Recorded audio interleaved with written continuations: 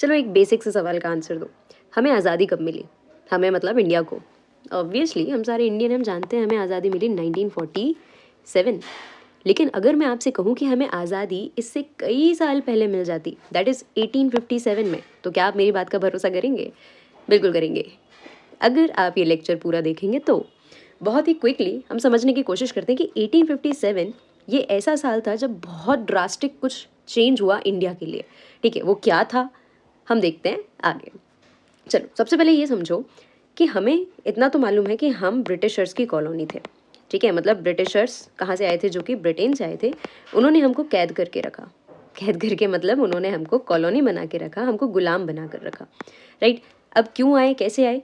Europe में एक छोटी सी कंट्री है, बहुत ही छोटी है वाकई, इंडिया के कुछ स्टेट से भी छोटी कंट्री है ब्रिटेन। वहाँ से जो लोग आए उनको हमने कहा ब्रिटिशर्स। ब्रिटिशर्स आए इंडिया में, उन्होंने देखा कि काफ़ी अच्छा मार्केट है, बहुत अच्छे रॉ मटेरियल्स हैं, तो उन्हें समझ में आया कि देखो हम बहुत छोटी कंट्री हैं, आइलैंड कंट्री है, ज़्यादा हमारे पास कोई भी रॉ मटेरियल नहीं है कि हम एग्रीकल्चर कर सकें, इंडस्ट्रीज़ बना सकें। तो उन्होंने सोचा कि एक काम करते हैं, इंडिया जैसी जगह से लेंगे रॉ मटेरियल सस्ते दामों में और फिर अपने यहाँ ले जाकर बनाएंगे इंडस्ट्रीज़। इंडस्ट्रीज़ में फिनिश गुड्स बनाएंगे, फिनिश गुड्स बनाकर फिर से इंडिया जैसे मार्केट्स में बेचेंगे और बनाएंगे पैसा, क्योंकि हमारे पास रॉ मटेरियल नहीं है।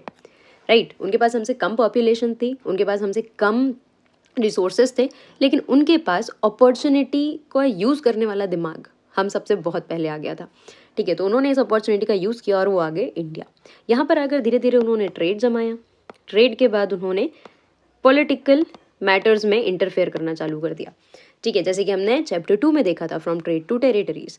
ठीक है, अब यहाँ पर हम देखते हैं कि कैसे धीरे धीरे करके उन्होंने ट्रेड से टेरिटरी पर आ गए, कंट्रोल जमाना चालू किया। उन्होंने फिर इंडिया से लेना चालू कर दिया रेवेन्यू। ठीक है, मतलब कि पैसा, टैक्सेस जो हमारे यहाँ के राजा लोगों के पास जाता था वो धीरे धीरे धीरे किसके पास आने लगा? ब्रिटिशर्स के पास। पर क्यों? हमारे यहाँ के राजा अपने हक का जो रेवेन्यू था वो ब्रिटिशर्स को लेने क्यों देंगे? क्योंकि इस समय, जबकि हम बात कर रहे हैं 1600 के लेटर, मतलब लगभग आप बात समझे 1700s की जब हम बात कर रहे हैं, इस समय पर यहाँ पर जो राजा महाराजा थे हमारे यहाँ के, वो बहुत ही ज़्यादा डिवाइड हो गए थे, है ना। अलग अलग रीजन्स में अलग अलग राजा लोग रूल कर रहे थे, क्योंकि मुगल्स के समय तक पूरा इंटायर इंडिया हमने देखा था किसने कवर किया? औरंगज़ेब ने। ठीक है, अगर आप मुगल्स की हिस्ट्री पढ़ेंगे तो आपको समझ में आएगा उसमें। ठीक है, अब जैसे ही इंडिया में अलग अलग जगह पर प्रिंसेस बनने लगे, राजा महाराजा बनने लगे और डिवाइड हो गए, छोटा छोटा एरिया हैंडल करने लगे, वैसे धीरे धीरे करके ब्रिटिशर्स ने उनके साथ ट्रेड करना चालू किया। ठीक है, उनको लोन्स वगैरह देना चालू किए, उनसे थोड़ी बहुत लिबर्टी मांगने की, फ्रीडम मांगने की कोशिश की और धीरे धीरे करके उनको फ्रीडम मिलती चली गई। एक कारण ये भी था कि लेटर मुगल्स जो थे, बाद के मुगल राजा जो थे, वो थोड़े से वीक थे। ठीक है, उनके कारण ब्रिटिशर्स को एक बहुत अच्छा पैर जमाने का मौका मिल जाता है। ठीक है, जिसके कारण क्या होगा कि धीरे धीरे करके उनका जो टैक्स है, उनका जो रेवेन्यू है, वो किसके पास जाने लगा? ब्रिटिशर्स के पास। ठीक है, फिर उनको दीवानी यानी किसी भी एरिया का जो टोटल रेवेन्यू आएगा वो किसके पास जाएगा? सरकार के पास जाना चाहिए था, राजा के पास जाना चाहिए था, लेकिन ये जाता था ब्रिटिशर्स के पास। ऐसे करके ये बहुत ज़्यादा स्ट्रॉन्ग होते चले गए, इनके पास पैसा आ गया, रॉ मटेरियल तो ये हमसे लेने ही लग गए थे।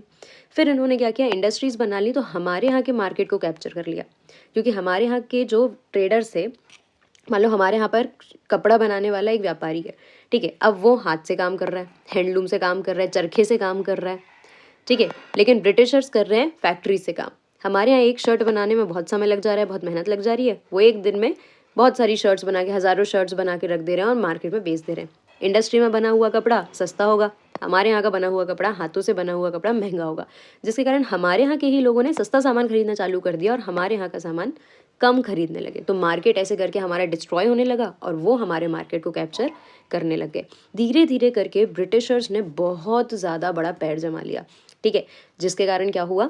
हमारे यहाँ हम धीरे धीरे कर कर हमारे राजा महाराजा की पावर भी कम हो गई, लैंड ओनर्स की पावर भी कम हो गई, और कुछ जो पावरफुल किंग्स बचे हुए थे, जैसे मराठास में बचे हुए थे, राजपूत में बचे हुए थे, वो लोग थोड़ा बहुत ब्रिटिशर से लड़ते भिड़ते रहते थे, कहीं ना कहीं अपने अपने एरिया की पावर बचाने की कोशिश कर रहे थे, लेकिन कोई भी इंडिया की पावर बचाने की कोशिश नहीं कर पा रहा था। बात समझ में आई? छोटे छोटे राजा लोग अपने अपने एरिया को बचाने की कोशिश कर रहे थे ब्रिटिशर से, लेकिन कोई भी इंडिया को, पूरे इंडिया के लिए काम नहीं कर पा रहा था। यही एक कारण था कि हमको 1857 में नहीं मिली आज़ादी। पर आपका सवाल होना चाहिए कि मैडम 1857 आया कहाँ से, हुआ क्या, ये तो बताओ। तो चलो फिर देखते हैं आगे। इस चैप्टर में, इस लेक्चर में हम पढ़ने वाले हैं रिवोल्ट ऑफ 1857 के बारे में। कोई फ़र्क नहीं पड़ता आप कौन सी क्लास में हैं, कोई फ़र्क नहीं पड़ता कि आप वाकई स्कूल में हैं भी या नहीं। अगर आपको थोड़ा बहुत भी हिस्ट्री में इंटरेस्ट है, थोड़ा बहुत भी आप इंडिया के बारे में जानना चाहते हैं, ये लेक्चर आपको बहुत अच्छे से समझ में आएगा, ठीक है, क्योंकि यही तो क्वालिटी है हमारी अनुशाला की, ठीक है। यहाँ पर हम कोशिश करते हैं कि चीज़ों को इतना सिंप्लीफाइड तरीके से पढ़ाया जाए, इतना सिंप्लीफाइड तरीके से समझाया जाए कि आपको लगे ही ना कि आप मार्क्स के लिए पढ़ रहे हैं या आप एग्जाम्स के लिए पढ़ रहे हैं। आपको लगना चाहिए कि बस आप एक कहानी सुन रहे हैं जिसमें आपको थोड़ा बहुत इंटरेस्ट में जगाने की कोशिश कर सकती हूँ, और साथ में एक इंटरेस्ट बेसिस पर पढ़ाई होगी, ठीक है। तो वो फन लर्निंग जो होती है वो अलग ही लेवल पर होती है। चलो, बातें कम काम ज़्यादा। रिवोल्ट ऑफ 1857 क्या हुआ, धीरे धीरे करके जो नवाब्स थे इंडिया के, मतलब जो रूलर्स थे इंडिया के, उनकी पावर कम होने लग गई। क्यों कम होने लग गई? डेफिनेटली रेवेन्यू किसके पास जाने लगा? ब्रिटिशर्स के पास, ठीक है। रेवेन्यू के साथ आर्मी, हमारे यहाँ के जो राजा महाराजा थे उन्होंने अपनी आर्मीज बनानी कम कर दी थी। कुछ राजा लोगों ने तो अपनी आर्मी बनानी ख़त्म ही कर दी थी। क्यों कर दी? उसका कारण है सब्सिडरी लाइंस। पढ़ेंगे, 2 मिनट रुको बस। ट्रेड और इकोनॉमी, धीरे धीरे करके ब्रिटिशर्स ने ट्रेड और इकोनॉमी तो बहुत ज़्यादा अच्छे से कैप्चर कर लिया हमारे यहाँ का, मतलब हमारी इकोनॉमी को एक तरीके से रूल करने लग गए थे ब्रिटिशर्स, ठीक है।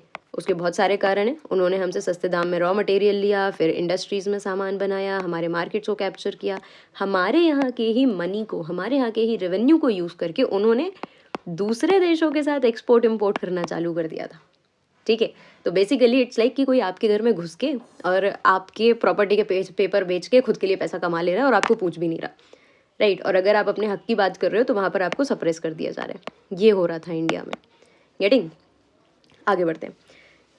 ब्रिटिशर्स ऐसा क्यों कर पाए? क्योंकि उनकी कुछ पॉलिसीज़ थी। ये पॉलिसीज़ आपने कहीं ना कहीं ज़रूर से सुनी होंगी, ठीक है। नहीं भी सुनी होंगी तो समझ में ज़रूर आ जाएंगी। सबसे पहले सब्सिडरी लाइंस, ये कैसी पॉलिसी थी? ज़रा सी जगह खाली कर लेते हैं फिर समझते हैं। सब्सिडरी लाइंस का मतलब होता है एक ऐसा अलाइंस बनाना, एक ऐसा कॉन्ट्रैक्ट करना, एक ऐसी संधि करना जिसमें ब्रिटिशर्स जो थे वो हमारे यहाँ के रूलर्स को क्या बोलते थे कि एक काम करो, आपके एरिया को हम प्रोटेक्ट करेंगे। कोई भी दूसरा रूलर अगर आपसे क्या कर रहा है, झगड़ा कर रहा है, आपकी टेरिटरी को अटैक कर रहा है, तो हमारी आर्मी यानी कि जो ब्रिटिश आर्मी है वो उसको प्रोटेक्ट करेगी। आपको अपनी आर्मी बनाने की आवश्यकता नहीं है, ठीक है। पर ऑब्वियसली ब्रिटिशर्स ऐसा करेंगे क्यों? बिना अपने फ़ायदे के लिए, रूलर्स के लिए कोई आर्मी देगा क्यों? इनका फ़ायदा क्या था? ये अलायंस में बोलते थे कि हम आपको देंगे आर्मी आपके एरिया को प्रोटेक्ट करने के लिए, लेकिन इसके बदले में आपको हमारी आर्मी को करना पड़ेगा फीड। मतलब फीड का मतलब सिर्फ ये नहीं कि आपको उनको खाना खिलाना पड़ेगा, आपको सोल्जर्स को खाना खिलाना पड़ेगा, आपको मतलब जो उनके एनिमल्स होंगे जैसे घोड़े हैं या हाथी हैं उनको भी खाना खिलाना पड़ेगा, उनका भी मेंटेनेंस देखना पड़ेगा, आपको वेपन्स के लिए भी पैसा देना पड़ेगा, ठीक है। बेसिकली आपको आर्मी के मेंटेनेंस के लिए काम करना है और हमारी जो ब्रिटिश आर्मी है वो आपकी टेरिटरी को प्रोटेक्ट करेगी, ठीक है। अब ऐसे अलायंस ना हमारे यहाँ के रूलर्स कर लिया करते थे। कारण क्या था? क्योंकि ये सारी चीज़ें जब ब्रिटिशर्स के अंदर आ गई तो हमारे रूलर्स और ज़्यादा वीक फील करने लगे, और साथ में ब्रिटिशर्स ने एक और पॉलिसी खेली थी जिसका नाम हम सब जानते हैं, डिवाइड एंड रूल। राजा लोगों को, महाराजा लोगों को ही आपस में क्या किया, लड़वा दिया, जिसके कारण उनको ये दूसरे रूलर से अटैक होने के चांसेस बहुत ज़्यादा होते थे, ठीक है। तो इस चीज़ का फ़ायदा किसने उठाया? ब्रिटिशर्स ने, ठीक है। ये एक कारण हो गया। अब समस्या ये होती थी कि ये आर्मी का खर्चा इतना ज़्यादा होता था, इसका मेंटेनेंस इतना ज़्यादा होता था कि रूलर्स अगर नहीं चुका पाए तो उनकी टेरिटरी का एक हिस्सा, या अगर टेरिटरी छोटी है तो वो पूरी की पूरी टेरिटरी किसकी हो जाती थी? ब्रिटिशर्स की। ऐसे कर करके बहुत सारी टेरिटरी किसने अपने अंदर ले ली थी? ब्रिटिशर्स ने, ठीक है, through the policy of subsidiary alliance, ठीक है। एक चीज़ और समझो कि ये आर्मी कहाँ से आई। हम बात कर रहे हैं ब्रिटिश आर्मी की, तो ये आर्मी में लोग कहाँ से आ रहे हैं? ब्रिटेन से थोड़ी ना आएंगे। ये आर्मी में लोग असल में इंडिया के ही थे। कुछ हायर पोजीशंस पे, हायर पोस्ट पर ज़रूर ब्रिटिश ऑफिशियल्स को रखा जाता था, लेकिन असल में जो मेजर सोल्जर्स होते थे, कैवलरी जो होती थी या इन्फेंट्री, कैवलरी मतलब जो घुड़सवार होते हैं आर्मी में, इन्फेंट्री मतलब जो पैदल चल के लड़ने वाले जो सोल्जर्स होते हैं, ये सारे लोग असल में इंडिया के ही थे। तो इसका मतलब क्या है कि ब्रिटिशर्स इंडिया के ही लोगों को आर्मी में रख कर इंडिया के ही रूलर्स को अटैक करवाते थे, ठीक है। उनकी ही ज़मीन छिनवा लेते थे, उनसे ही टैक्सेस जो हैं उनको निकलवाने की कोशिश करते थे। तो सवाल है भाई, ये इंडिया के लोग जा क्यों रहे थे ब्रिटिश आर्मी में? मना कर देना था, ठीक है। असल में लोगों को बहुत बाद में समझ में आया कि ब्रिटिश आर्मी जो है वो सिर्फ एक जॉब नहीं है, ठीक है, लोगों को जब खेती बाड़ी में समझ में नहीं आया, उतना प्रॉफिट नहीं समझ में आया, तो कई सारे लोगों ने सोचा कि एक काम करते हैं, एक जॉब अपॉर्चुनिटी तो है ना, एक काम ही तो है। अगर हम ब्रिटिशर्स की आर्मी में काम करेंगे तो हमें पैसा मिलेगा, पैसा मिलेगा तो हमारे घर पर आएगा, घर चला पाएंगे हम। ठीक है, तो हमारे यहाँ के लोगों को लगा कि ये जॉब अपॉर्चुनिटी है, और उन्होंने जब ब्रिटिश आर्मी को ज्वाइन किया तब असल में उनको समझ में आया कि ये तो बहुत ही खतरनाक काम है। ठीक है, कई बार क्या होता था, ये जो इंडिया के सोल्जर्स हुआ करते थे ये पीजेंट फैमिली को बिलोंग करते थे। ठीक है, मतलब जो खेती किसानी वाले लोग थे।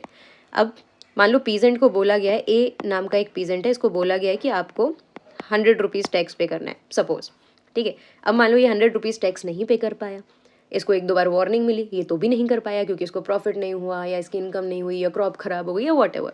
ठीक है, तो यहाँ पर क्या होगा, इस आर्मी में, ब्रिटिश आर्मी में जो भी पर्सनस हैं उनको बोला जाएगा कि ए के पास जाओ, इसको डराओ धमकाओ, वायलेंस करना पड़े तो करो, लेकिन पैसा कुछ तो भी लेके आओ, क्रॉप ले आओ, पैसा ले आओ, लेकर आओ, लेकिन रेवेन्यू आना चाहिए।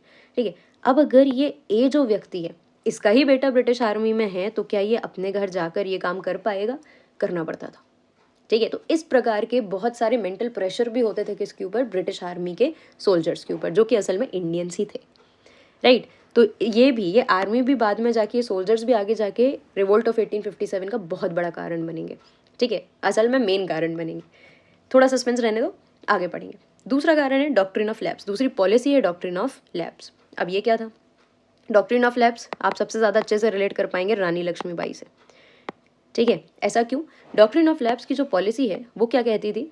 डॉक्ट्रिन ऑफ लैप्स की पॉलिसी कहती थी कि अगर कोई भी इंडियन रूलर्स मर जाता है, किसी भी इंडियन रूलर की अगर हो जाती है डेथ, तो उसकी जो प्रॉपर्टी है, बेसिकली उसका जो किंगडम है, वो किंगडम उसके बच्चे के पास जाना चाहिए।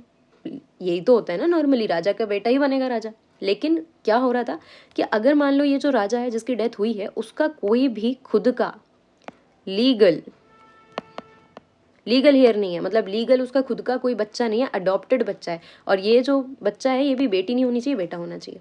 ठीक है, अगर लीगल हेयर जो किसान है वो नहीं है, ठीक है, बच्चा अडॉप्टेड है या लड़की है, तो उसके पास ये प्रॉपर्टी नहीं जाएगी। तो कहाँ जाएगी? ये प्रॉपर्टी जाएगी ब्रिटिशर्स के पास, कंपनी के पास, ईस्ट इंडिया कंपनी के पास। क्यों? क्योंकि कंपनी तो रूल कर रही थी, है ना। तो सिंपली रानी लक्ष्मीबाई ने लड़ाई क्यों की थी? इसलिए की थी क्योंकि जब उनके हस्बैंड की डेथ होती है तो उनके पास जो छोटा सा बच्चा होता है वो असल में अडॉप्टेड होता है।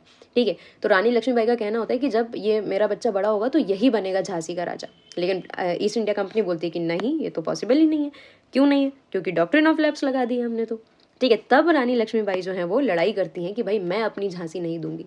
ठीक है, उन्होंने पर्टिकुलरली लड़ाई की थी झांसी के लिए। उन्होंने ये नहीं बोला था कि मैं इंडिया में ऐसा कहीं भी नहीं होने दूंगी, उन्होंने बोला कि भाई मैं अपनी झांसी में नहीं होने दूंगी। गेटिंग? चलो, this was doctrine of lapse. Miss governance जहाँ पर सब्सिडरी लाइन्स नहीं लगती थी, डॉक्ट्रिन ऑफ लैप्स नहीं लगती थी, वहाँ पर वो लगा देते थे मिस गवर्नेंस। मतलब सिंपली एक पर्टिकुलर टेरिटरी है, यहाँ पर सब्सिडरी लाइन्स के लिए भी नहीं मान रहा राजा, मान लो कि यहाँ पर डॉक्ट्रिन ऑफ लैप्स भी नहीं लग रही, तो अब कैसे इस ज़मीन को हड़पेंगे, कैसे यहाँ का रेवेन्यू अपने नाम करेंगे? तो ब्रिटिशर्स क्या करते थे, इस जगह को बोलते थे कि भाई देखो यहाँ का जो राजा है वो ठीक तरीके से गवर्नेंस नहीं कर पा रहा है, ठीक तरीके से शासन नहीं कर पा रहा है, यहाँ के लोगों के लिए अच्छा नहीं है, यहाँ के मार्केट के लिए अच्छा नहीं है, तो ये एरिया हम अपने अंडर लेते हैं और अब हम इसको गवर्न करेंगे। ये किसके साथ किया था? अवध के साथ। ठीक है, यहाँ के राजा को बोल दिया था कि भाई आपसे ठीक से नहीं हो रहा है, जबकि जब उन्होंने ये बोला कि अवध के राजा ठीक से गवर्न नहीं कर पा रहे, तो अवध के लोग इस बात पे बहुत ज़्यादा भड़क गए थे कि आप ऐसे कैसे कह सकते हो कि हमारा राजा अच्छे से गवर्न नहीं कर रहा है। एक कारण और था, क्या था वो कारण? Social and cultural reforms. Social and cultural reforms मतलब कि ब्रिटिशर्स आए, उन्होंने बोला कि भाई ये सती सिस्टम गलत है, उन्होंने बोला ये चाइल्ड मैरिज क्या करा रहे हो भाई, छोटे छोटे बच्चों की शादी करा रहे हो। ठीक है, क्या लिख रही हूँ मैं? Child marriage. ठीक है, विडोज़ की हमारे यहाँ हालत बहुत ख़राब थी। तो ऐसे कुछ कुछ रिफॉर्म्स जो कि सही थे, इंडियन सोसाइटी में होने चाहिए थे, वो किसने चालू कराए? ब्रिटिशर्स ने चालू करा दिए। हालांकि जब उन्होंने इसके लिए लॉज बनाए, ब्रिटिशर्स ने कैसे चालू कराया, बहुत ही इंटरेस्टिंग है ये बात।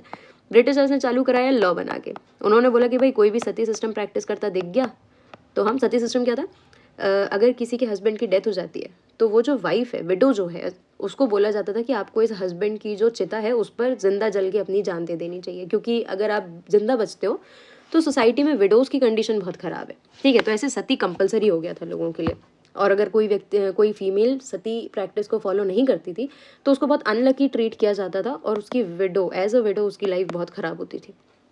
ठीक है। तो ब्रिटिशर्स ने कैसे लॉ बनाए कि नहीं भाई, सती सिस्टम कोई प्रैक्टिस करेगा हम उसको जेल में डाल देंगे। इंडियंस को गुस्सा आ गया। इंडियंस बोले कि एक तो आप हमारे घर में आके हमारा रेवेन्यू ले रहे हो, ठीक है, हमारी ज़मीन ले रहे हो, सब कुछ ठीक है, लेकिन अगर आप हमारे धर्म के साथ, हमारे कल्चर के साथ करोगे नाटक तो हमको गुस्सा आ जाएगा। इंडियंस हमेशा से काफ़ी ज़्यादा सेंसिटिव रहे हैं अपने कल्चर को लेकर, अपने ट्रेडिशंस को लेकर। जब ब्रिटिशर्स ने छेड़ा तो उनको गुस्सा आया। गुस्सा आया तो इंडियंस ने मना कर दिया, हम नहीं मानेंगे ये सारी चीज़ें। लेकिन असल में ये सती सिस्टम वाकई गलत था, ठीक है, तो इसको बंद तो कराना था, लेकिन ब्रिटिशर्स का तरीका सही नहीं था। तब यहाँ पर कौन आते हैं, कुछ सोशल रिफॉर्मर्स, ठीक है, जिनमें सबसे अच्छा नाम किसका है, राजा राम मोहन रॉय। आपको भले ना पता हो कि इन्होंने क्या किया, लेकिन आपने नाम तो इनका सुना होगा, ठीक है। राजा राम मोहन रॉय एक ऐसे व्यक्ति थे जिनको एक बात समझ में आई कि इंडियंस को कुछ भी समझाना है ना, तो आप लॉ की मदद से नहीं समझा पाओगे, ठीक है। कल्चरल अगर बात हो रही है तो उसको कल्चरल तरीके से समझाओ। उन्होंने बोला कि जितनी भी हमारी सेक्रेट टेक्स्ट हैं, भगवत गीता है, रामायण है, जितनी भी सारी हैं, उन्होंने सारी किताबें खोल के पढ़ी। उन्होंने कहा कहीं पर भी तो नहीं लिखा कि सती प्रैक्टिस करनी है, हम क्यों करे जा रहे हैं मूर्खों जैसे, बंद करो इसको।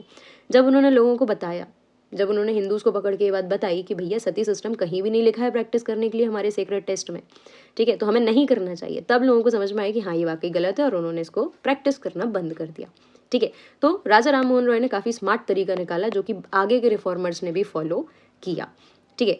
अब लेकिन ये जो सोशल रिफॉर्म्स थे, ये भले ही लोगों को समझ में आने लगे हों धीरे धीरे, बट इन चीज़ों को चेंज करने के लिए उनके मन में ब्रिटिशर्स के प्रति एक गुस्सा तो था, ठीक है, कि चाइल्ड मैरिजेस बंद करा दिए इन्होंने, या सती सिस्टम बंद करा दिया। लोगों का ये सोचना था कि अगर हम इतने हज़ारों सालों से ये काम कर रहे हैं तो ये गलत नहीं हो सकता, इतने सारे लोग थोड़ी ना गलत होंगे, गेटिंग। तो ये कुछ सोशल और कल्चरल रिफॉर्म्स के कारण भी लोग जो थे उनका काफ़ी ज़्यादा गुस्सा था किसके ऊपर, ब्रिटिशर्स के ऊपर, ठीक है। अब ये सारे रीजंस थे जिससे ये ऐसी पॉलिसीज़ थी जिसके कारण इंडियंस जो हैं वो काफ़ी ज़्यादा एंग्री थे किससे, ब्रिटिशर्स से, ठीक है। मतलब गुस्सा जो है आप समझ सकते हैं धीरे धीरे करके यहाँ सारी हरकतों से गुस्सा जो है वो धीरे धीरे करके किसके प्रति बढ़ता जा रहा है, ब्रिटिशर्स के प्रति, है ना। मतलब आप मान के चलें कि आपको धीरे धीरे धीरे धीरे किसी एक व्यक्ति के प्रति बहुत गुस्सा आते जा रहा है। अब जब अति एकदम से हो जाएगी तो आपका गुस्सा फट के बाहर आ जाता है, ठीक है, आप गुस्सा कर देते हैं, बहुत ज़ोर से रिएक्ट कर देते हैं। देखते हैं इंडियंस कैसे रिएक्ट करेंगे, ठीक है। चलो एक छोटा कारण और समझो, छोटा नहीं एक्चुअली काफ़ी बड़ा कारण है, पीजेंट्स और सिपाहीज। पीजेंट्स का मतलब होता है जो लोग खेती कर रहे थे, फार्मिंग कर रहे थे। सिपाहीज मतलब जो लोग सिपाही थे। कहाँ सिपाही थे, ब्रिटिश आर्मी में, सिंपल, ठीक है। पीजेंट्स का समस्या क्या थी, पीजेंट्स को ये लग रहा था कि भाई देखो रेवेन्यू बहुत ज़्यादा है, हमसे पे नहीं हो पा रहा, ठीक है, इतना ज़्यादा टैक्स लगाते हैं, 3 गुना लगान, ठीक है, इतना ज़्यादा लगान या इतनी ज़्यादा टैक्सेस हैं, इतने रेवेन्यू हैं कि हम इसको पे नहीं कर पाएंगे।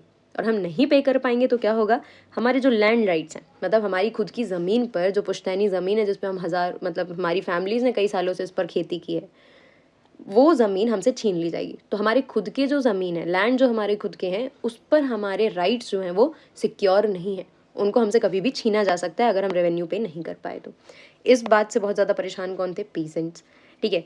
अब सिपाहीज क्यों परेशान थे, इनकी क्या दिक्कत थी, इनकी दिक्कत ये थी कि इनकी वर्किंग कंडीशन बहुत ख़राब थी। मतलब इनको जहाँ पर भी भेजा जाता था काम करने के लिए, इनकी कंडीशंस बहुत अच्छी नहीं होती थी, बहुत ज़्यादा काम कराया जाता था, बहुत रिगरस काम कराया जाता था इनसे, ठीक है।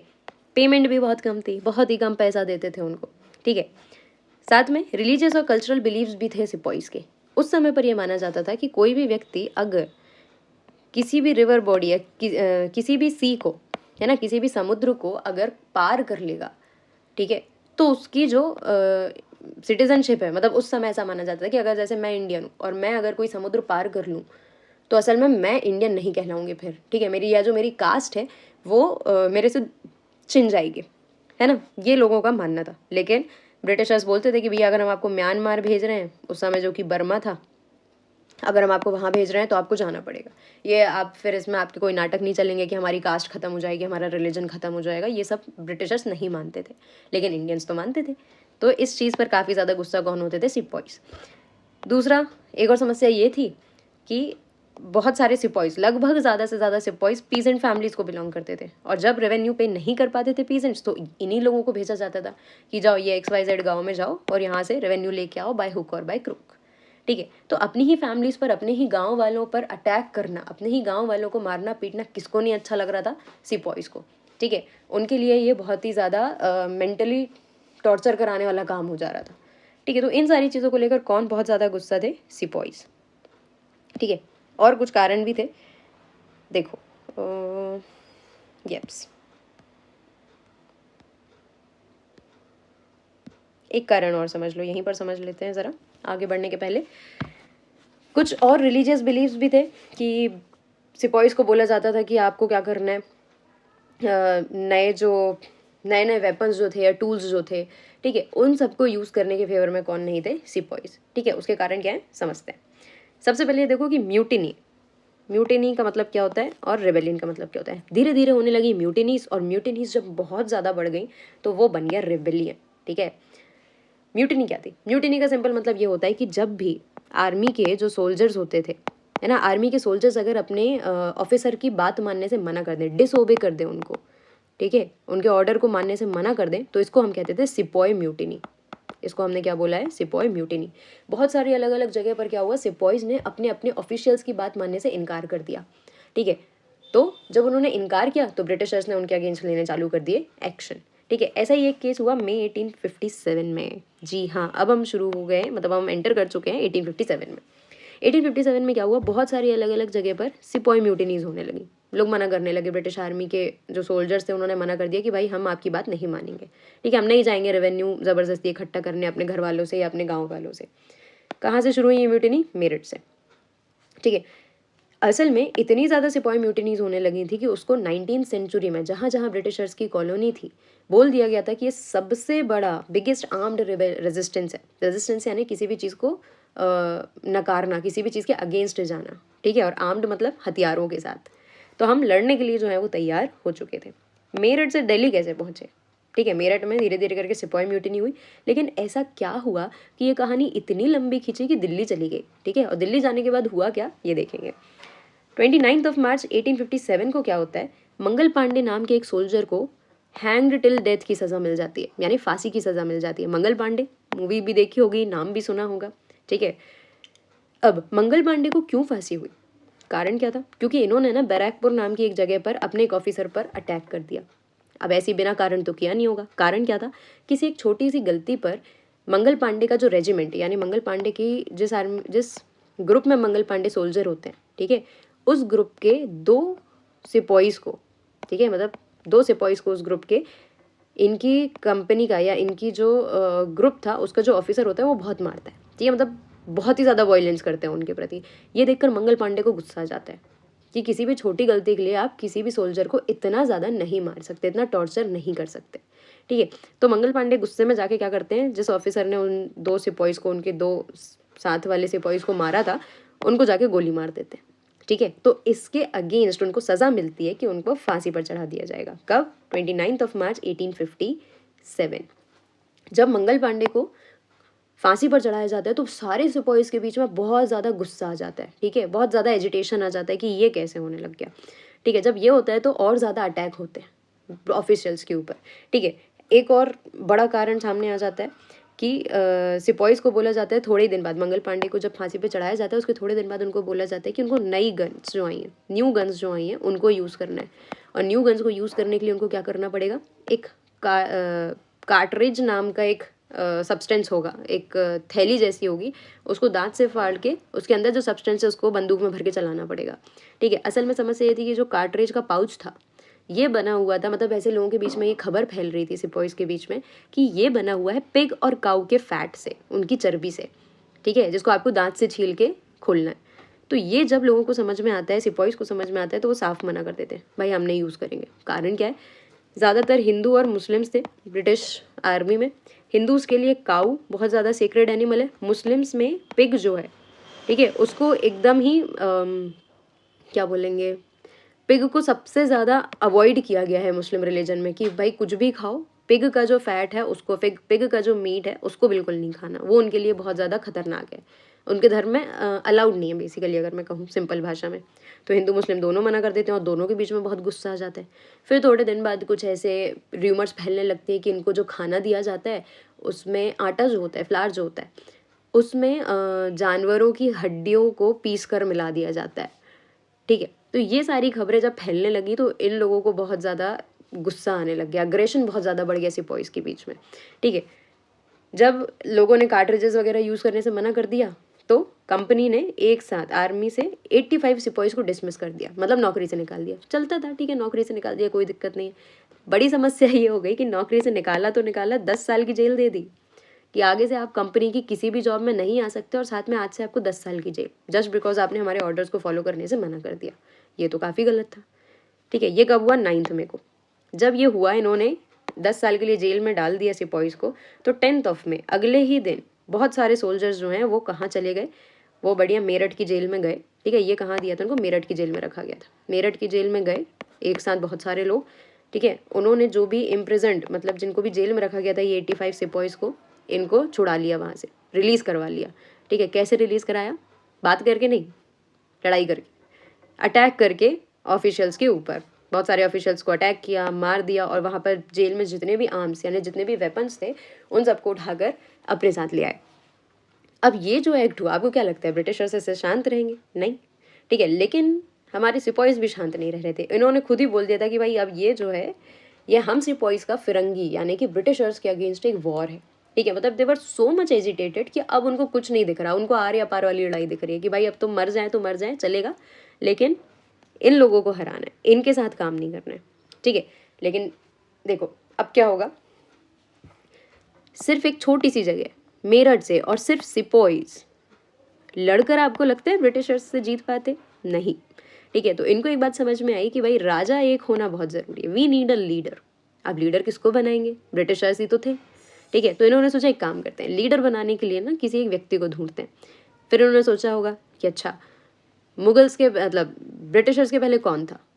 मुगल्स थे, मुगल्स रूल कर रहे थे। तो एक काम करो, मुगल्स, किसी मुगल को ढूंढो, उसको अपन राजा बनाएंगे। इन्होंने सोचा आखिरी राजा जिंदा कौन है? इनको समझ में आया दिल्ली में एक व्यक्ति रहता है जिसका नाम है बहादुर शाह जफर, जो लास्ट मुगल किंग हुआ करता था, ठीक है। उसके बाद उसकी पावर भी काफ़ी कम हो गई थी, पेंशन पे जी रहा था बेचारा, बूढ़ा हो गया था काफ़ी ज़्यादा, ठीक है। और उसकी भी पावर काफ़ी ज़्यादा ब्रिटिशर्स के पास थी, ठीक है। अब लोग जो होते हैं ये क्या सोचते हैं, एक काम करो, 10 मई लड़ झगड़ कर ये लोग रातों रात 10 मई की ही रात भर सफर करके मेरठ से पहुंच जाते हैं दिल्ली। जब ये दिल्ली पहुंचते हैं तो लोगों के बीच में, दिल्ली के सिपाहीज के बीच में खबर फैलने लगती है। तो दिल्ली के सिपाहीज भी तैयार हो जाते हैं कि हाँ भाई मेरठ से सिपाहीज आ रहे हैं, आसपास के रीजन से भी, और हम लोग भी मिलकर क्या करेंगे, बहादुर शाह जफर के पास जाएंगे और उनसे बोलेंगे कि भाई आप हमारे बन जाओ लीडर। ये सारे लोग पहुँचते हैं, ठीक है। बहादुर शाह जफर के पास पहुँचेंगे और उनके जो दरबारी वगैरह होंगे उनसे रिक्वेस्ट करेंगे कि भाई हमें बहादुर शाह जफर से मिलने दो। बहादुर शाह जफर को कोई हवा नहीं लग रही थी कि क्या चल रहा है, ठीक है। वो अपना मस्त आराम कर रहे थे। अब बहादुर शाह जफर के पास जब उनके दरबारी वगैरह पहुंचते हैं कि ये लोग आए हैं, बहुत सारे लोग आपसे मिलना चाहते हैं, बहादुर शाह जफर कहते हैं कि भाई पूछो क्यों मिलना है, इतने सारे लोग क्यों आए हैं मेरे से मिलने। मतलब बहादुर शाह जफर अपने आप को उतना लायक समझ नहीं रहे थे बेसिकली, है ना, अगर हम बहुत ही सिंपल लेमन लैंग्वेज में समझे तो।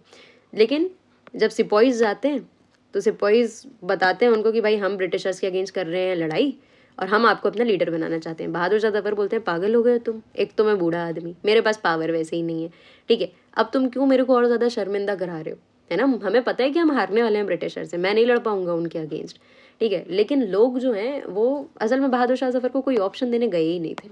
देवर like we are not giving you option, Britishers के हाथ मरो या हमारे हाथ मरो, आपके पास ऑप्शन ये की है कि आप हमारे लीडर बन जाओ। Bahadur Shah Zafar left with no option, वो बोलते हैं कि चलो भाई ठीक है मैं आपका लीडर बन जाता हूँ, ठीक है। अब बहादुर शाह जफर लीडर बनते हैं और साथ में क्या करते हैं, एक इनविटेशन बनाते हैं आसपास के अपने लीडर्स के लिए कि भाई आप लोग भी आएँ और ब्रिटिशर्स के अगेंस्ट इस लड़ाई में हमारा साथ दें।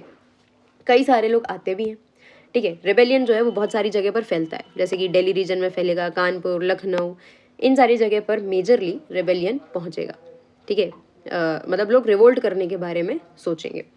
ज़मींदार जो होते हैं, कुछ कुछ बड़े लैंड ओनर्स और ज़मींदार, ये लोग भी फेवर में होते हैं। ये क्यों फेवर में होते हैं? क्योंकि असल में इनको ये लगता है कि अगर मुगल्स की पावर वापस आ गई, बहादुर शाह जफर जीत गए और उनके पास पावर आ गई, तो उनके अंडर हमको भी कुछ ना कुछ पावर जो है जो हम पहले एंजॉय करते थे मिलेगी, जो कि ब्रिटिशर्स के रहते हैं हमको नहीं मिल रही, राइट। तो they were also in favour of revolt. कुछ लीडर्स आए सामने, जैसे कानपुर से कौन मिलेंगे, नाना साहेब। नाना साहेब पेशवा बाजीराव के अडॉप्टेड सन थे, again because he was adopted इनकी पावर खत्म हो गई। ब्रिटिश कादिर लखनऊ को बिलोंग करते थे, वाजिद अली शाह जिनको हटा दिया गया था, उनकी गद्दी से हटा दिया गया था लखनऊ में, उनके बेटे थे। रानी लक्ष्मीबाई तात्या टोपे के साथ लड़ती हैं मतलब ब्रिटिशर्स के अगेंस्ट। ये भी इनके साथ ही थे, रानी लक्ष्मीबाई के साथ ही थे। कहाँ के बिलोंग करते थे? झांसी। ठीक है। फिर रानी अवंतीबाई एमपी के मंडल रीजन से, ये भी ब्रिटिशर्स के अगेंस्ट लड़ती हैं। ये सारे लोग अपने अपने रीजन्स में ब्रिटिशर से लड़ाई कर रहे थे। कहाँ लड़ाई कर रहे थे? अपने अपने रीजन्स में। ठीक है। This was the main problem. यही एक मेन प्रॉब्लम थी कि इंडिया 1857 में आज़ाद क्यों नहीं हो पाया, क्योंकि ये सारे लोग अपने अपने रीजन्स के लिए अपने अपने रीजन में लड़ रहे थे ब्रिटिशर से। अगर ये लोग सब इकट्ठे आते, ठीक है, ये अपने पावर को, ये अपने रिसोर्सेज को इकट्ठा करते और इकट्ठा ब्रिटिशर्स के अगेंस्ट लड़ते, तो हो सकता था कुछ परसेंटेज चांस तो हमारे पास थे कि हम ब्रिटिशर से जीत पाते। राइट। चलो, बख्त खान बरेली से दिल्ली आ जाते हैं। दिल्ली में जितनी भी चीज़ें होती हैं वो खुद वहाँ से हैंडल करते हैं। ठीक है। ब्रिटिशर्स वाकई आउटनंबर्ड हो गए थे। आउटनंबर्ड का मतलब उनकी संख्या बहुत कम थी और हमारे इंडियंस की संख्या बहुत ज़्यादा थी। लेकिन फिर हम क्यों हारे? ठीक है, हम इसलिए हारे क्योंकि कंपनी ने फाइट की, कंपनी ने लड़ाई की। कंपनी ने क्या लड़ाई की? कंपनी ने बुलाने चालू कर दिए इंग्लैंड से सोल्जर्स। रीइंफोर्समेंट मतलब आर्मी में और ज़्यादा सोल्जर्स को कहाँ से बुलाया? इंग्लैंड से। डेफिनेटली इंडिया के आर्मी के जो लोग थे वो तो साथ दे नहीं रहे थे। ऐसा नहीं था कि कोई भी नहीं दे रहे थे, अभी भी ब्रिटिश आर्मी में बहुत सारे इंडियंस थे जो कंपनी की तरफ से लड़ाई कर रहे थे। ठीक है, लेकिन वो कम थे।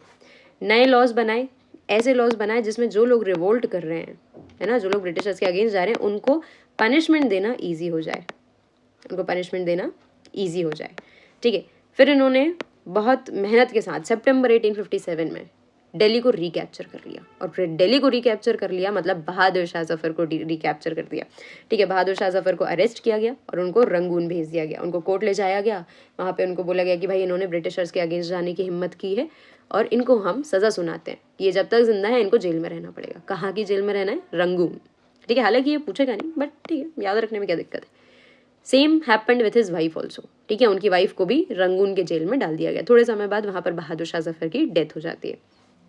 राजा को अरेस्ट कर लिया, लीडर को अरेस्ट कर लिया, मतलब रिवोल्ट अपने आप खत्म, सप्रेस हो गया। ठीक है। लेकिन ऐसा नहीं था कि जैसे ही इन्होंने बहादुर शाह जफर को अरेस्ट किया वैसे ही कहानी खत्म हो गई। पूरे 2 साल लगे कंपनी को वापस से उतना कंट्रोल लाने में, क्योंकि अलग अलग जगह पर धीरे धीरे रिवोल्ट जो है वो ब्रेकआउट्स होते जा रहे थे। रिवोल्ट छोटे छोटे लड़ाइयाँ जो हैं वो होती जा रही थी अभी भी बहुत सारे रीजन्स में। पूरे 2 साल लगे ब्रिटिशर्स को वापस से कंट्रोल पाने में। ब्रिटिशर्स ने बहुत सारी ऐसी रिवॉर्ड्स या बहुत सारी ऐसी पॉलिसीज़ बनाने की कोशिश की जिससे लॉयल लैंड होल्डर्स जो थे, लैंड ओनर्स जो थे, ज़मींदार जो थे, उनकी लॉयल्टी वापस ला सकें वो, मतलब अपने प्रति उनको और वफादार बना सकें। बहुत सिंपल सी बात है यार, ब्रिटिशर्स हमारी कंट्री के थे ही नहीं, है ना। अब जब हमारी कंट्री के नहीं थे और उनको हमारी ही कंट्री में हमारे ही लोगों के बीच में रूल करना है, तो उनको चाहिए कि इंडिया के कुछ लोग उनके प्रति लॉयल रहें, वफादार रहें। ठीक है। ये वफादारी वापस बनाने की वो कोशिश कर रहे थे, कुछ कुछ रिवॉर्ड्स उनको देकर। कैसे? उन्होंने बोला कि भाई देखो, ज़मींदार्स को बोला कि हम आपको आपकी ज़मींदारी वापस कर देंगे। ठीक है। आपको सज़ा भी नहीं देंगे अगर आपने रिवोल्ट में किसी भी वाइट पीपल को, किसी भी ब्रिटिशर को मारा नहीं होगा, तो आपको सज़ा नहीं देंगे, आपके अधिकार आपको वापस दे देंगे, ज़मीन आपके पास रहेगी, ताकि आप हमारे बिहाफ पर रेवेन्यूज़ वगैरह कलेक्ट करते रहो, पीजेंट से काम करवाते रहो। ठीक है। लेकिन अल्टीमेटली हुआ यही कि इंडिया जो है वो रिवोल्ट ऑफ 1857 हार गया। यस, हम रिवोल्ट को हार गए। लेकिन असल में ये वाली जो हार थी इसमें थोड़ी सी जीत भी थी। ये वाली हार में जीत कैसे थी? बेसिकली अगर हम ये रिवोल्ट करते ही नहीं तो हम तो पहले से ही हारे हुए थे। हम वैसे भी कंपनी की कॉलोनी थे, ब्रिटिशर्स की कॉलोनी थे, और हारने के बाद रिवोल्ट ऑफ 1857 के बाद भी हम कंपनी की कॉलोनी ही थे। लेकिन हमने एक बार रिवोल्ट करके ब्रिटिशर्स को ये एहसास दिला दिया था कि now it will not be that easy to rule Indians. Indians अगर एक बार रिवोल्ट कर सकते हैं तो बार बार कर सकते हैं। एक बार अगर अपना एजिटेशन, अग्रेशन दिखा सकते हैं तो बार बार दिखा सकते हैं। अब आपको अपनी कुछ पॉलिसीज़ तो चेंज करनी पड़ेंगी। क्या पॉलिसीज़ चेंज की? मतलब कि आफ्टर मैथ क्या हिसाब किताब हुए आफ्टर द रिवोल्ट ऑफ 1857, क्या चीज़ें चेंज हुई। कंपनी रूल जो है वो ख़त्म हो गया, क्राउन रूल आ गया। मतलब ब्रिटिशर्स चले गए क्या? नहीं। ईस्ट इंडिया कंपनी के पास जो पावर थी, जो उत्पाद ईस्ट इंडिया कंपनी ने मचा लिया था इतना ज़्यादा, उसको ख़त्म कर दिया गया कि अब कंपनी जो है वो रूल नहीं करेगी इंडिया को। अब सीधा जो वहाँ पर बैठी क्वीन एलिजाबेथ हैं वही रूल करेंगी इंडिया को। तो खुद आकर करेंगी क्या? नहीं। इसको बोला गया क्राउन रूल। ठीक है। यानी जो ताज है, ताज किसके पास था? क्वीन के पास। तो अब क्वीन जो है वो रूल करेंगी डायरेक्टली, लेकिन कुछ अपने रिप्रेजेंटेटिव्स के थ्रू। कौन से रिप्रेजेंटेटिव्स थे, उन्होंने इंडिया में एक पोस्ट बनाई, ठीक है, जिसका नाम था सेक्रेटरी ऑफ स्टेट। ये कौन था? सेक्रेटरी ऑफ स्टेट इंडिया में जितनी भी चीज़ें हो रही थी उन सब के लिए जिम्मेदार था, उन सब की जिम्मेदारी लेने वाला एक ऑफिसर था। कौन होगा ये डेफिनेटली वहाँ पर जो ब्रिटिश कैबिनेट था, ब्रिटिशर्स की जो पार्लियामेंट थी, उसमें एक मंत्री जो होगा, है ना, ब्रिटिश पार्लियामेंट का एक मेंबर सेक्रेटरी ऑफ स्टेट बनाया गया, ठीक है, और उसको एक काउंसिल दी गई जिसका नाम था इंडिया काउंसिल, कि वो जो है इंडिया काउंसिल में कुछ लोग होंगे जो उसकी मदद करेंगे डिसीजंस लेने में, ठीक है।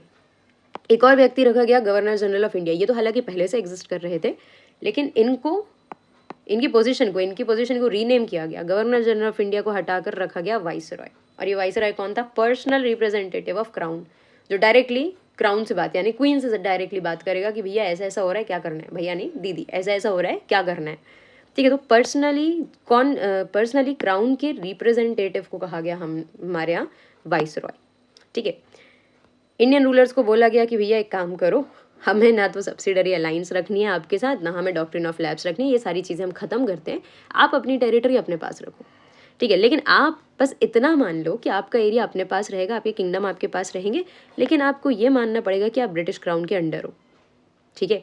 मतलब आपको ब्रिटिश क्राउन की सुप्रीमेसी माननी पड़ेगी, ठीक है। जैसे मान लो झांसी को बोल दिया गया होगा कि ठीक है भाई, झांसी जो है वो जिसकी है उसी के पास रहेगी, लेकिन झांसी को ये मानना पड़ेगा, झांसी की रानी को या राजा को ये मानना पड़ेगा कि हम ब्रिटिशर्स के अंदर हैं, हम क्वीन के अंडर हैं, ठीक है। इंडियन सोल्जर्स रिड्यूस कहाँ पर? ब्रिटिश आर्मी में, ठीक है। दूध का जला डैश डैश डैश। यहाँ पर क्या हुआ? ब्रिटिशर्स ने ये सोचा कि भाई देखो, एक बार हम इंडियन लोगों से, इंडियन सोल्जर से धोखा खा चुके हैं, तो अब हमें क्या करना चाहिए? हमें अपनी आर्मी में इंडियन सोल्जर्स की संख्या कम करके यूरोपियन सोल्जर्स की संख्या बढ़ा देनी चाहिए। यूरोप से इन्होंने काफ़ी सारे, मतलब ब्रिटेन से इन्होंने काफ़ी सारे सोल्जर्स को बुलाया, ठीक है, उनको अपनी कंपनी में रखा, और साथ में इन्होंने इंडिया में जो गुरखा या सिख जो लोग थे, ठीक है, पठान्स जो थे, इन लोगों को ज़्यादा रखना चालू किया अपनी आर्मी में, ठीक है। गांव वगैरह के जो पीजेंट फैमिलीज थी उनको कम किया, और किसको आर्मी में ज़्यादा रखना चालू किया? गुरखास, पठान और सिख लोगों को। Land and property of Muslims confiscated on a large scale, ठीक है। कन्फिस्केट यानी छीन लेना, जब्त कर लेना। क्यों भाई? मुस्लिम से ऐसी क्या दिक्कत थी? ब्रिटिशर्स को ऐसा सस्पिशन था, ऐसा शक था कि मुस्लिम्स ने बहुत भड़काने वाला रोल प्ले किया है इस रिवोल्ट ऑफ 1857 में। आप सोच सकते हैं एक बड़ा कारण ये भी है कि बहादुर शाह जफर वॉज अ मुस्लिम, ठीक है। तो मुस्लिम्स की जो प्रॉपर्टी और ज़मीन है उसको छीन लिया गया था और उनको थोड़ा परेशान ज़्यादा किया गया, राइट। उनको जिम्मेदार माना गया इस चीज़ के लिए। जो भी कस्टमरी रिलीजियस और सोशल प्रैक्टिसेस हैं इंडिया की, उनको बहुत रिस्पेक्ट से देखा गया। ब्रिटिशर्स ने बोला कि भैया तुम्हें जो करना है तुम करो इंडियंस, ठीक है, सती सिस्टम करना है, चाइल्ड मैरिज करना है, जो करना है करो, हम आपके धर्म के बीच में, आपके कल्चर के बीच में नहीं बोलेंगे, राइट। मतलब ब्रिटिशर्स कुल मिला के अब वो चीज़ें कम करने की कोशिश कर रहे थे, जिसके कारण इंडियंस में एजिटेशन आया था उनके अगेंस्ट। उस गुस्से को कम करने की कोशिश की जा रही थी, है ना, कारण कम दिए जा रहे थे।